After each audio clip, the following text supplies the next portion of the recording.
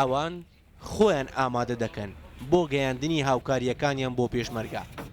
لە سەرەتای شەڕی داعشەوە زولەیخا عەبدوڵڵا کە بە دایکی پێشمەرگە ناسراوە سەری لە پێشمەرگە نەبڕیوە و خواردن و جولکوبەرگ و کەلوپەلی بۆ بردوون.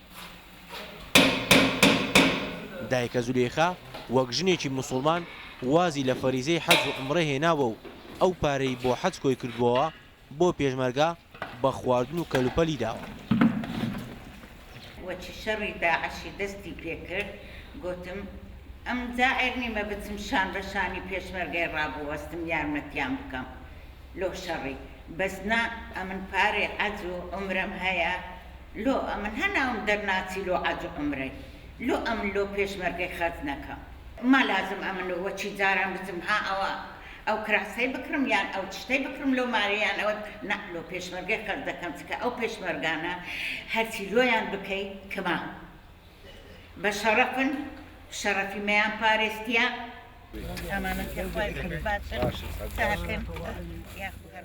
زیاتر لە ساڵ و نیوێکە ئەو ژنە بەدەیان جار بەدەستی خۆی و لەسەر ئەرچی خۆی خواردنی بۆ پێشمەرگە دروست کردووە.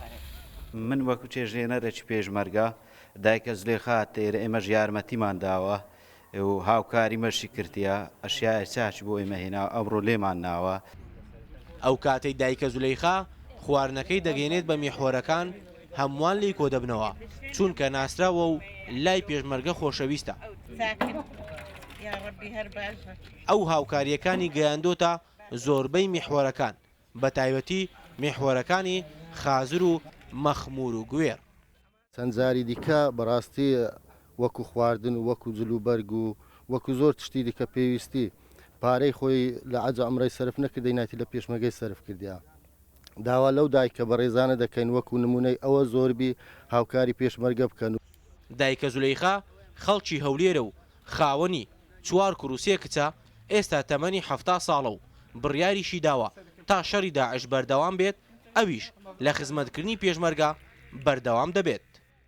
هاوکاریکردنی ژنان بۆ پێشمەرگە کارێکی نوێ نییە بەڵکو بە درێژایی شۆرشە یەک لە دواییەکەکانی کورد ژنان هاوکار و پاڵپشتی پێشمەرگە بوونە بۆ دابینکردنی خواردن و جلکوبەرگ و کەلوپەلی ژیانی ڕۆژانە. تەنانەت هەندێکیان چەچیشیان هەڵگرتووە و بوون بە پێشمەرگە. ڕەنجە جەمال ڕوودا میحوەری گوێر.